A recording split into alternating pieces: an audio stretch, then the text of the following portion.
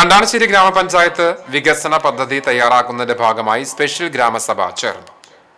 ഈ വർഷത്തെ thematic action പ്ലാനായി ജലസമൃദ്ധമായ ഗ്രാമം എന്ന തീം ഗ്രാമസഭ അംഗീകരിച്ചു.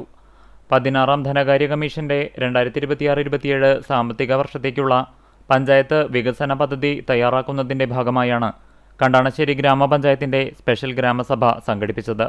ഈ വർഷത്തെ തീമാറ്റിക് ആക്ഷൻ പ്ലാനായി ജലസമൃദ്ധമായ ഗ്രാമം എന്ന തീം ഗ്രാമസഭ അംഗീകരിച്ചതിന്റെ ഭാഗമായി തനത് കുടിവെള്ള പദ്ധതികൾക്ക് മുൻതൂക്കം നൽകിക്കൊണ്ട് പുതിയ പദ്ധതികൾ ആവിഷ്കരിക്കാനും കുടിവെള്ളക്ഷാമം രൂക്ഷമായ പ്രദേശങ്ങളിൽ കൂടുതൽ പദ്ധതികൾ നടപ്പിലാക്കാനും ഗ്രാമസഭയിൽ തീരുമാനമായി.